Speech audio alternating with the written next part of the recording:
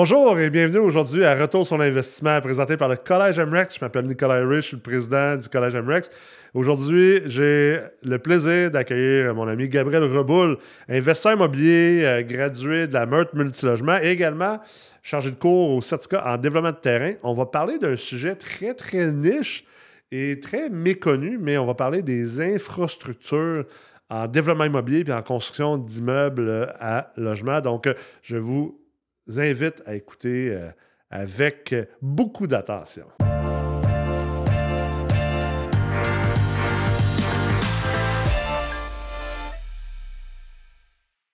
Salut Gab, comment ça va? Ça va bien, Nicolas, et toi? Ça va super bien. Alors, on mange quoi? Tu foufou?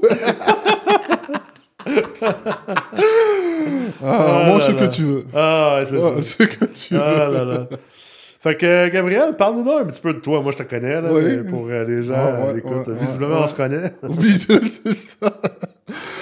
Donc, moi, Gabriel, je viens de la France, immigré au Québec depuis presque 15 ans. Ouais. Mon domaine, c'est le traitement des eaux. Et c'est juste qu'à partir de 2018, aux alentours, que j'ai décidé de m'intéresser un peu plus à l'immobilier. Ouais. Tu sais, quand tu avais tes formations, puis tout à Québec encore dans le Ah temps, ouais, et dîner à Québec.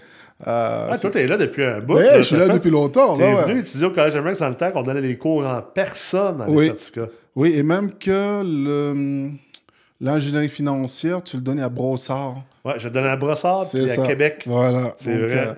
Je fais partie des premiers. Aïe, aïe, aïe, le bon vieux temps. Oui, c'est ça. Le bon vieux temps quand j'étais jamais chez nous. Maintenant, tu es chez vous. Maintenant, je suis chez nous. L'apprentissage à distance m'a permis de retrouver une vie à la maison. Ouais. Et donc, ça depuis 2018. Après, j'ai fait plusieurs formations dans l'MREX et d'autres plans de formation. Puis là, d'ailleurs, tu enseignes dans le certificat en développement de terrain. Oui. Dans la partie infra, vu que c'est mon dada, comme on dit. Ouais, toi, tu as développé une spécialité professionnelle particulière. Oui, c'est ça, oui. En fait, depuis 2018-2019, quand j'avais fait les formations chez vous, je ne savais pas vers quoi partir. Donc, je faisais un peu tout et n'importe quoi. Donc, un peu comme tous les gens qui commencent en immobilier, tu comprends-tu?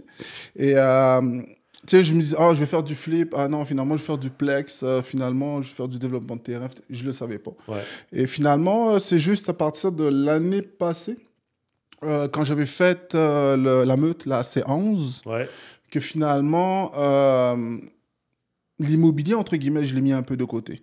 Parce que ça prenait beaucoup de jus.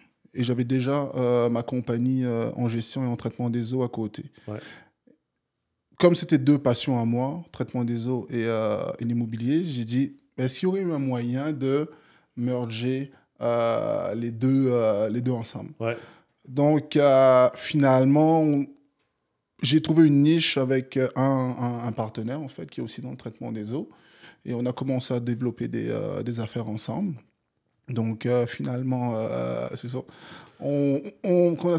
On a trouvé une manière d'aider les investisseurs dans certaines villes, en fait, du Québec, de beaucoup de villes au Québec, en fait, de développer, en fait, leur terrain ou leur parc avec tout ce qui dit traitement des eaux. Oui.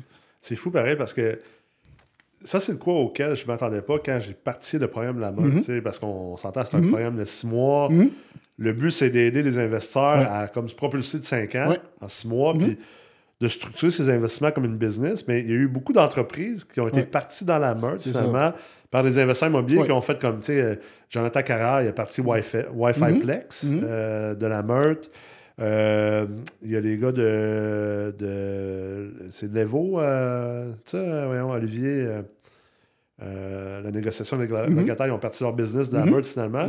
Puis toi, finalement, ta participation à la meute, mais ça t'a propulsé à dire, crème à ta peu, je vais me partir une business qui va être plus axée, complémentaire aux investisseurs immobiliers. Peut-être mettre un peu ta carrière d'investissement immobilier de côté pour te concentrer là-dessus. Mais je trouve ça vraiment hot parce que c'est quand même une grande réussite. Tu sais, c'est une réussite auquel on ne s'attend pas nécessairement quand on rentre dans la meute. En fait, j'avais les deux. Hein, tu sais, je me disais, j'étais prospecteur et je faisais du traitement des eaux en même temps. Et la prospection me prenait beaucoup de jus. versus mon travail plus la compagnie à côté. Ouais. J'essayais de passer 1, 2, 3 heures par jour à faire de la prospection. J'ai essayé de faire du cold call.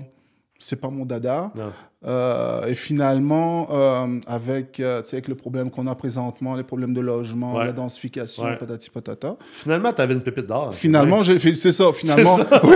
Mais il fallait la développer. Ouais. Ouais. Donc, mon partenaire avec qui je travaille, lui, il était plutôt dans le commercial ou l'industriel. OK. Et il m'avait comme donné un contrat pour du résidentiel, en fait. Ouais. Et Pour finalement, la gestion d'une usine. ouais, c'est ça, pour Ouais. faire la gestion d'une usine au niveau Ouais. du résidentiel. Ouais. Et là, je me suis dit, est-ce que ça pourrait être quelque chose de profitable, en fait, Ouais. pour les Un service. C'est un service pour les investisseurs. Ouais. Et finalement, on est en train de développer cette branche-là. Ouais. Et, Parce qu'on sait qu'il y a on a besoin de construire beaucoup de logements. en fait, Puis c'est il n'y a que, pas nécessairement les infrastructures municipales c'est que pour supporter. la démographie, tu le sais, hein, le Québec accueille beaucoup de personnes. Ouais. Il y a la démographie, il y a l'immigration, qui fait que les infrastructures municipales n'ont pas suivi, en fait, La croissance de la la population. croissance démographique, en fait, Ouais. avec le flux de personnes qui vient. Donc, là, les villes sont comme un peu pognées avec... On veut des taxes, mais on n'est pas capable de faire rentrer du monde Ouais. dans la ville. On veut construire des On logements, veut construire, mais là, on peut pas. on est prêt à traiter les eaux. Voilà, Donc, c'est ça. C'est pour permettre la construction de ces C'est ça. logements-là. Donc, comment dire ça? Il y a des personnes qui s'inquiètent du zonage. T'es Ouais. comme toi, par exemple, toi, c'est le zonage que tu Ouais. pars dessus, Ouais. ou la densification. Ouais. Ben moi, je rends des terrains disponibles avec le traitement des eaux. En Ouais. fait. C'est comme ça, Ouais. comme ça qu'il faut le voir. Et il y a beaucoup de villes au Québec qui sont maintenant en surcapacité, qu'on appelle ça. Ouais. C'est que ils sont plus capables d'en prendre. Ouais. Donc là, ils donnent des petits permis pour des maisons, mais pour des gros projets, Ouais. ils sont plus capables d'en J'avais un prendre. projet d'ailleurs sur lequel je travaillais que finalement j'ai laissé aller parce que je savais que les infras n'allaient pas être capables de supporter le projet.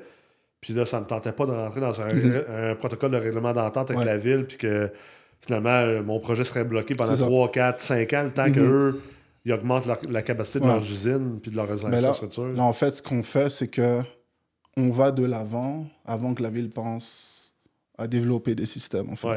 Ce qu'on fait, c'est que on est capable de s'asseoir avec la ville pour dire, regarde, tu es déjà en surcapacité, qu'est-ce Ouais. qu'on peut faire? Ouais. Donc, toute la partie négociation, on l'a fait avec la ville. On apporte tout de suite la solution. Pour le développeur. Pour le développeur. Ouais. Et en plus de ça, on apporte des solutions aussi à la ville, de Ok. négociation. Dans les infrastructures au Québec, il y a des subventions aussi que les villes, ils ont droit. Donc, surtout pour les petites villes, bon, Est-ce que ça arrive que les villes ne le savent pas? Ou les grosses villes, hein, je te dirais qu'ils sont pas mal, pas mal prêts. Ok. Donc, peut-être tu as des subventions, je crois qu'ils sortent aux 5 ans ou aux 10 ans en tout cas. Mais tu as des grosses villes, ils ont déjà leurs cellules déjà Ils ont prêtes. des grosses équipes d'infrastructures. Voilà, c'est ça, puis- d'infra, de génie, puis tout. Mais tout ce qui est ville tertiaire, C'est ça, tout ce qui est autour. municipalité. Oui, c'est ça. Ouais. Ils le savent, mais des fois, et souvent, ils n'ont pas comment dire ça, Le staff. la connaissance et le staff. OK. Donc, avant même d'embarquer dans un projet, il faut qu'ils passent déjà dans des études qui coûtent des dizaines de milliers de dollars. Ils n'ont pas le budget. là. Ils n'ont pas le budget. Donc, déjà, cette étude-là doit rentrer aussi dans un programme de financement. OK. Vous comprends-tu? Ouais. Donc, c'est tout ça que les petites municipalités font face présentement, surtout les municipalités qui sont couronne nord de Montréal ou comment ça, sur la rive sud de Montréal, les toutes petites, Ouais. mais qui sont peut-être, on va dire, à 30, 35, 40 minutes de Montréal, assez rapides, qui veulent se développer, mais ils ne sont pas capables. Ils sont prêts à donner le zonage, c'est juste que malheureusement... Oui, c'est ça, ils sont prêts, mais... L'infra ne peut pas le supporter. L'infra le supporte ça, pas. c'est Donc, ça. c'est pour ça que où j'interviens dans le CDT, Ouais.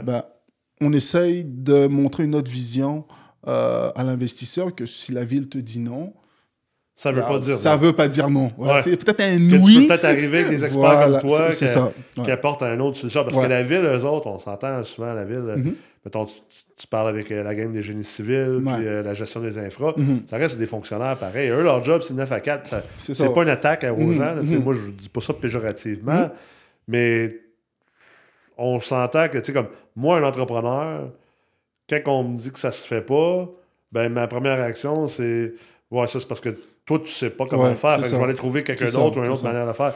Souvent, quand tu travailles avec un fonctionnaire, ils vont dire ça se fait pas, puis ça se fait pas. Parce qu'ils l'ont jamais vu. Parce qu'ils l'ont jamais vu. Ils l'ont jamais vu et aussi. Puis on s'entend qu'eux, leur vie, elle n'en dépend pas. Là, moi, je cautionne sur le terrain, ma vie, elle en dépend. C'est aussi le fait que c'est comme on dit, c'est le staff qu'ils ont pas. Ouais. Quand tu regardes les petites villes, ils ont des inspecteurs puis tout. Mais la partie technique, vraiment, ils vont aller le chercher à l'externe. Ouais. Tu vois, tu n'es pas comme une grosse ville comme Montréal, comme Québec, qui ont déjà leur propre cellule. Parce que tu peux aller à l'extrême, puis même moi, je parlais de ça avec quelqu'un récemment, j'ai regardé un projet, puis le projet fait vraiment, vraiment, vraiment du sens. Il fait tellement du sens, mais la ville n'a pas, la municipalité, c'est pas une ville, n'a pas l'infra. Non. Puis j'étais comme, je pourrais peut-être me construire ma propre usine, à la limite. Bien sûr. Puis, tu sais... Puis peut-être qu'à un moment donné, c'est moi qui la revends, l'usine, à la ville.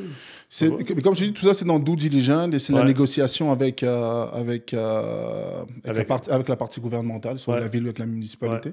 C'est toutes des choses qu'on est capable de s'asseoir et de discuter avec eux autres. C'est une solution. Donc, regarde, je te construis tes infras. Tu es capable de les prendre pour X dollars dans 3, 4 ans, 5 ans. Mais par contre, en attendant, je suis capable de te ramener 200, 300, 400, 500 portes dans tes municipalités, tu vois. Donc, c'est des projets, je te dirais, qui sont sur 2, 3 ans. C'était à peu près, parce que juste le certificat d'autorisation du MELCCFP. Du ministère de l'Environnement. Avant, c'était 6 mois, maintenant. C'est un CA32 de base, à cette heure, c'est quoi? C'est facilement... C'est 6 mois, là, mais c'est plus... C'est entre 8 et 12 mois, déjà. Ça, c'est si t'as pas de CA22. Et là, c'est si t'as pas de grenouilles ou d'oiseaux migrateurs qui passent par là. T'as pas d'humidité, t'as pas de milieu humide pour le CA22. Voilà, c'est ça. Donc, on travaille là-dedans et ça va relativement bien. Justement, dans l'une des cohortes de la meute, j'ai des appels de certains investisseurs qui sont comme squeezés par rapport aux infras. Donc, ça va le chef de pire en pire, je pense. Parce qu'on a quand même... Il y a eu un sous-investissement côté infra au Québec. En plus, il y a même des villes qui demandent une... je ne sais pas si dans ton coin c'est comme ça, mais il y a des villes qui demandent une compensation d'infra par porte quand l'investisseur il vient se bâtir. Ils essayent de... Ils essaient de trouver des manières de financer. Voilà, ils essaient... Donc, t'imagines, tu construis un 300 portes. Là, on te dit, tu payes, je sais pas moi, 5 000 $ pour avoir le permis par porte. Là, on te dit, là, il te faut une taxe d'infra par-dessus parce que on était assez raisin pour... T'es compris? Puis la problématique là-dedans, c'est drôle parce que je lisais un livre récemment, puis je pense que tu l'aimerais, ce livre-là. Ça s'appelle Strong Towns. Puis c'est un urbaniste qui a écrit ça. Puis il parlait justement du cercle vicieux, de la fiscalité municipale, puis de l'infrastructure. Parce que ce qu'il expliquait, là, c'est aux États-Unis, c'est quand même semblable au Québec, même si c'est pas tout à fait pareil, mais lui, ce qu'il expliquait, c'est qu'exemple, dans un bilan comptable d'une municipalité, d'une ville, les infras, ils les mettent dans les actifs et non pas les passifs. Fait que, exemple, à chaque fois qu'ils rajoutent un pont ou de la tuyauterie ou une usine, ils mettent ça dans l'actif. Mais la problématique là-dedans qu'il expliquait, c'est qu'exemple, tu sais, tant de mètres de tuyaux, puis une usine, puis tout ça, comme... Oui, peut-être que ça peut être vu comme un actif, mais en réalité, pour une ville, sur le long terme... C'est une dépense. C'est une dépense. C'est un liability. Un jour, tu vas avoir du CAPEX, puis de l'entretien. Puis plus que tu as du tuyau, plus qu'on fait de l'étalement urbain... C'est ça. En fait, plus que tu te bâtis une grosse ballonne future. C'est ça. Fait que là, ils gonflent aujourd'hui leurs actifs, mais en réalité, c'est un trucage fiscal. Dans 15-20 ans, ils vont dans 15-20 ans, puis là, il n'y aura pas assez de taxes. Puis là, il disait que dans le fond, en Amérique du Nord, aujourd'hui, on est pogné dans une espèce de trappe qu'on s'est bâti sur des décennies. Puis là, ça arrive mal en plus. Là, on a beaucoup de nouvelles populations. 60 000 personnes. On a besoin de construire du logement. On a étaler nos villes à cause de l'automobile. C'est ça, Puis là, on est dans cette problématique-là aujourd'hui. C'est pour ça que moi, je suis tellement axé sur crime. On peut-tu développer verticalement et arrêter de s'étaler? C'est pourquoi continuer à faire des routes puis des tuyaux? On peut-tu juste comme rajouter une capacité puis faire du vertical? Mais je pense aussi qu'on n'a pas l'humain, au niveau urbanisme ou au niveau construction n'a pas évolué justement avec ce flot de personnes qui on a suivi la voiture. Voilà, c'est ça, on a suivi la voiture. C'est ça, tout le mais monde. on veut que notre magasin il soit là, on veut que le médecin il soit là, mais c'est difficile de mettre tout ça dans le même coin parce qu'il n'y a personne qui veut une usine près de sa maison. Es-tu d'accord? Comment dire, c'est en campagne, on ne veut pas en entendre parler, mais dans le futur, on n'aura pas le choix de développer des systèmes qui existent au Japon ou dans d'autres, en Chine, où tu as des usines qui sont à même le bâtiment. Donc, tu as des personnes qui ont développé où tu as des tours, je sais pas moi, peut-être 20, 30, 40, 50 étages. Et l'usine, elle est au sous-sol. Mais ce n'est pas une usine complète, mais ça permet de recycler une partie de l'eau et de la renvoyer dans l'immeuble pour les sanitaires ou n'importe comment tu mais un peu comme la récupération des eaux de pluie pour les eaux grises, c'est ça. Exemple. Et même toi, tu parles d'eau de pluie, tu as des villes qui imposent certaines restrictions aux développeurs immobiliers pour la pluie qui tombe sur leur terrain.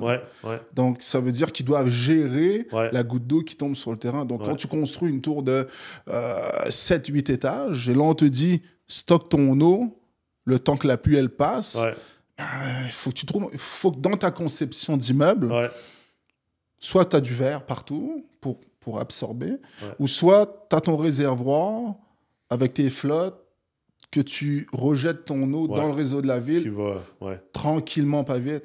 Donc, tu sais, on est comme ça. Tu sais, tu parles d'eau pluviale, on a commencé à tomber avec des pluies fortes, mais sur de courtes durées.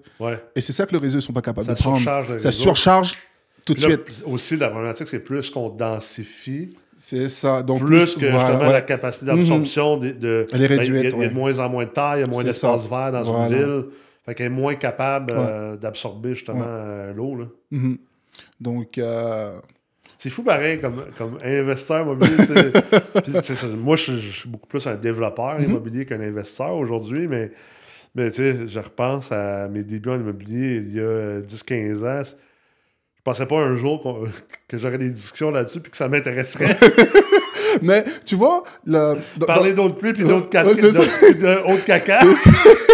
Mais tu sais, comme ça, dans le côté immobilier, tu as plusieurs. Tu as ceux qui font du chalet, tu as ceux qui font du développement, tu as ceux qui font du multiplex, puis tout.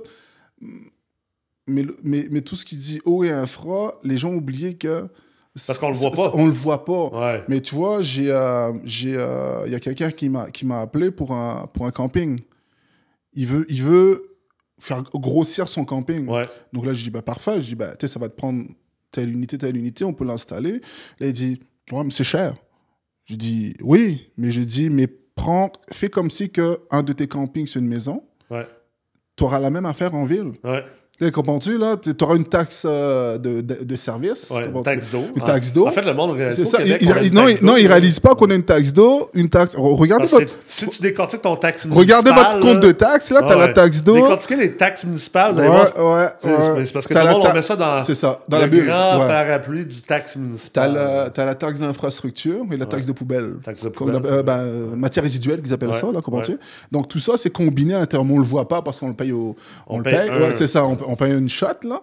Mais oui, tout ça, t'es décliné dedans, tu vois. Et la personne qui m'avait appelé pour son camping, il me dit, je vais avoir mon propre puits. D'accord, je fais, maintenant une minute, là. Je dis, si tu as ton propre puits et que tu as X personnes qui consomment de l'eau, tu es assujetti à faire tes analyses. Donc, il te faut quelqu'un de qualifié selon le ministère de l'Environnement, de faire tes analyses, de les envoyer dans un laboratoire accrédité avec des paramètres prédéfinis. À des moments réguliers. C'est régulé, je pense, aux 2 semaines. En tout cas, ça dépend de la grosseur du camping ou de l'installation. Et là, il me dit, de toute façon, c'est pas grave, je vais mettre une pancarte eau non potable, donc on pourra juste utiliser pour les sanitaires. J'ai dit, on est au Québec, les gens, ils aiment faire le camping l'été. J'ai dit... Je peux te dire, mets une pancarte eau non potable, il n'y a personne qui va venir à ton camping. Non, c'est sûr. La famille de 4-5 enfants qui vient là pour une semaine, là, non, mais ils vont pas amener un mètre cube d'eau, tu sais, pour boire à tous les jours, il fait 40 degrés Sinon, dehors. il serait allé dans un pays du tiers-monde, là, si vous voulez faire... Non, mais c'est- si vous non, voulez mais- vivre cette expérience, retour à la nature, là. Mais tu vois comme quoi, des fois, même en investissement, tu sais, Ouais. dans l'immobilier, on pense pas, tu comprends-tu? Ouais. Et même la même personne qui me dit, ouais, mais l'usine, elle coûte cher. Je dis, ouais, mais l'usine coûte cher, mais tu es capable de développer 150 places De plus. de plus, Ouais. où tu peux mettre un chalet sur chaque place. Ah ouais. Comprends-tu? Donc, est-ce que tu veux briser ton projet pour une coupelle? Non, mais ça, Tu c'est sais, t'es dans le calcul. C'est tellement la Voilà. mentalité du consommateur. C'est C'est comme à chaque ça. fois que j'entends quelqu'un dire un cours à 5 000 ou une meurtre à 12 000. À 12 000. C'est cher. Je suis comme, c'est cher. T'es dans quel domaine, toi, chum? T'es-tu dans le domaine des friperies ou t'es dans C'est l'investissement ça. immobilier? Oh oui. Si t'es pas capable de rentabiliser cet investissement-là x5 puis x10, en fait, t'as raison, c'est cher, mais tu devrais comme juste débarquer complètement de ce C'est ça. domaine-là. Tu sais, je veux dire, on s'entend, t'es en train de faire un projet. Ouais. Il faut que tu te sortes. Puis c'est dur de sortir de la mentalité Ouais. de regarder c'est quoi le coût. Non, c'est pas c'est quoi le coût, c'est quoi le retour Ouais. sur investissement de ce coût-là. Il y a un autre investisseur qui m'a appelé avant les fêtes et qui me disait qu'il vendait un terrain Ouais. qui était capable de couper ça en 15 ou 17 morceaux. Ok. Il me dit, ben, je vais vendre ça, 17 machins pour 17 maisons. Donc là, je lui dis, t'as-tu pensé à faire des blocs appartements dessus? Ouais. Il me dit, ouais, mais ça va prendre 3 mois pour que la ville change le zonage. Voilà. Là, je fais OK. Donc là, je fais un calcul vite fait. Je fais 3 mois, d'accord. Je lui dis, t'as combien de terrain? Il me dit, tant. Donc là, il m'envoie un screenshot de ce que l'arpenteur avait fait vite fait. Là. Et là, finalement, je décide de mettre un 16 à chaque terrain qu'il avait mis. Un 16 à chaque terrain. Et le dernier terrain qui était dans un coin, j'avais installé une mini-usine. Ah, ouais. J'avais dans ma tête d'installer une mini-usine et de dire, regarde, on va négocier avec la ville, puis tout, et la ville aura sa mini-usine avec machin. Et là, quand on a calculé, finalement, c'était pas 17 terrains qu'il avait, c'est à peu près 16 fois 15 portes qu'il était capable de faire. Et quand je lui avais amené cette solution-là dessus, il me dit, ouais, mais il faut que j'attende 3 mois pour changer le zonage. Là, je fais, attends. Ouais, même si t'attends 2 ans, on s'en fout. Là. Je dis, attends. Tu viens de te créer 3-4 millions de valeur. J'ai là, dit, tu passes de 17 maisons à 250 à portes. 16 fois 12, 16 fois 15 portes. Ouais. Je dis, là, tu me dis non parce que tu veux pas attendre 3 à 6 mois de changer de zonage. Aïe, aïe. Et là, il me dit, ah ben non, je vais vendre le terrain de même. Je dis, oui, OK. Je dis, mais si tu n'as pas fait ton due diligence, tu l'as pas approuvé à la ville, ton projet, puis tout, avec l'usine à côté, il ne va pas valoir plus que... Tu viens de cracher sur des millions. Là, voilà, c'est ça. Donc, c'est pour ça que je me dis, dans ce domaine-là, oui, on n'est pas beaucoup, on est une niche. Ouais. Mais comme on dit, ça prend du cash pour, oui. surtout rendu à ce genre d'investissement-là. Ouais. Mais je pense qu'on n'aura pas le choix avec la densification dans les prochaines années de se pencher là-dessus. Absolument. Et aussi peut-être d'avoir les propres usines à même le bâtiment. Ouais. Tu sais, je ne sais pas, c'est peut-être, je te dis peut-être 10, 15, 20 ans, non? On n'est pas encore rendu là. Mais ben, je pense aussi de plus en plus qu'on s'en va vers du développement écologique. c'est ça, ouais. Tu sais, je pense que comme développeur, on commence à se conscientiser là-dessus, là, justement. Là. Puis, c'est éco-énergétique, exact. des les financements, en c'est plus, ça, sont ouais. faits en sorte qu'on tente d'inciter les développeurs à penser à ces choses-là.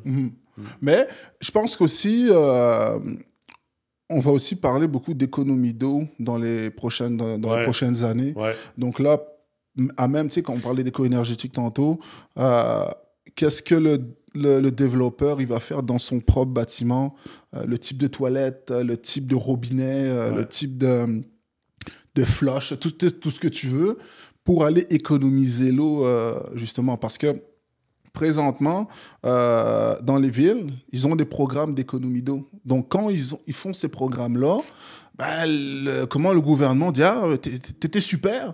on va t'aider, comprends-tu, pour les infras. Ouais. Mais je pense que ça, c'est à l'échelle ville, à l'échelle municipale. Je pense qu'il n'y aura pas le choix, à un certain moment, vraiment à l'échelle privée, d'embarquer dans la loupe, entre guillemets, dans ce mouvement, ouais. Cool. Hey, on finit là-dessus, mais tu disais tantôt que tu étais de la France, île de la Réunion. Ouais. Qu'est-ce que parce que t'as grandi, toi, t'as grandi là-bas? À l'île de la Réunion, oui. Ouais. J'ai quitté là-bas, j'avais 19 ans. 19 ans, ouais, c'est ça. Ouais. Moi, j'aime toujours ça, avoir des perspectives d'ailleurs. Ouais. Parce que je trouve que c'est une grande force de pouvoir arriver à quelque part puis d'arriver avec des yeux frais. Qu'est-ce que tu vois ou qu'est-ce que tu as vu là où tu as grandi à l'île de la Réunion que tu trouves qui est bien appliqué là-bas puis qui pourrait être une bonne leçon pour ici? Aïe. Bonne question, hein? Ouais, non, je t'aurais donné l'inverse. Ouais? Ce que j'ai pu faire ici versus là-bas. Tu sais, tu veux faire de la business. Ouais. Ici, là, j'ai ouvert une compagnie, ça a pris 1 heure. Ouais. J'ai appelé une banque, ça a pris 15 minutes. Ouais. J'ai ouvert le compte. On est loin du système français. J'ai ouvert le compte. Ouais.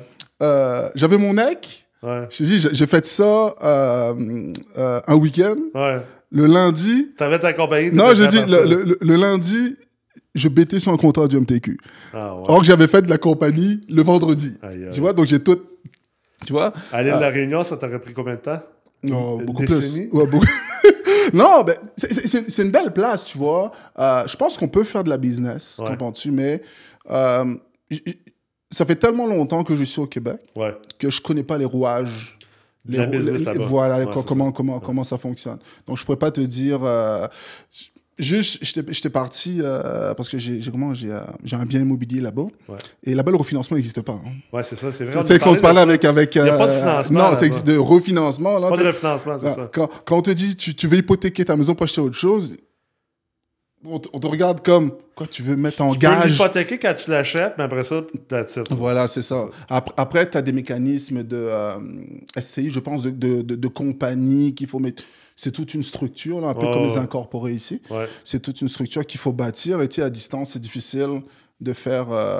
Mais tu vois, j'étais parti en vacances, j'ai fait 4 banques dans la même après-midi. Et on m'a regardé. Comme pareil, dans les... Je vais refinancer ma maison, là. Je vais acheter de quoi? Et pourtant, la maison, elle est claire, là. Il n'y a rien. Comprends-tu? J'ai 0 cent dessus. Je dois 0 cent dessus. Et les 4 banques m'ont... Ah non, on ne fait pas ça. En fait, dans le « on ne fait pas ça », c'est qu'ils n'ont pas compris la mécanique en arrière ou ils ne sont pas au courant de la mécanique en arrière. Je me dis, instamment, je pose la question à madame, je dis, si on ne fait pas ça, je dis, les personnes qui ont toutes des logements locatifs, des gros parcs sur l'île, comment ils ont fait? T'es comprends-tu? Ouais. Là, j'ai posé une colle, il n'était pas capable de me répondre. Donc, donc je me dis... On va faire l'argent ici. Ouais. Et j'ai réussi à merger les deux avec. Hein. Immobilier et traitement des eaux avec. Ouais. Et regarde, pour l'instant, ça roule. Mais tu sais, je pensais juste l'attacher avec le résidentiel. Ouais. Mais maintenant, on se fait appeler par des golfs. Ouais. On se fait appeler par des agroalimentaires, des industriels. Comprends-tu? Donc, le côté immobilier, il s'est comme élargi. Ouais. Donc, tu as des investisseurs de golf qui disent on veut bâtir un golf, mais sauf qu'on veut mettre... une auberge avec je sais pas combien de chalets autour du golf puis tout. Es-tu capable de faire quelque chose? On va s'asseoir, on va faire quelque chose pour toi, tu vois. Ouais. Donc cool. On verra où ça va. Oui. Ben Gab, merci beaucoup d'avoir été là. Merci de m'avoir invité. Très apprécié. On salue tous les... Réunionnais. Les Réunionnais. C'est ça. À 48 heures d'avion. Ouais. On espère qu'ils sont en train de manger un bon... Là, je pense que là, il y a un cyclone qui arrive cette fin de semaine. Je pense que le cyclone s'appelle Éléonore, je pense. Le cyclone, il s'en vient cette fin de semaine. Là. J'ai eu ma mère cette semaine et là, la pluie, elle tombait comme je sais pas quoi. Donc, et encore là, même là-bas, je te dirais peut-être que j'appliquerai ce que je fais ici, là-bas, dans quelques années, quand je vais être prêt. On en fera un autre épisode là-dessus. C'est ça. Merci beaucoup. Merci, bye. Merci beaucoup. J'espère que vous avez apprécié cet épisode avec Gabriel. Et si vous avez envie de manger son repas préféré, allez à Montréal, chez Belle Afrique. Foufou sauce graine.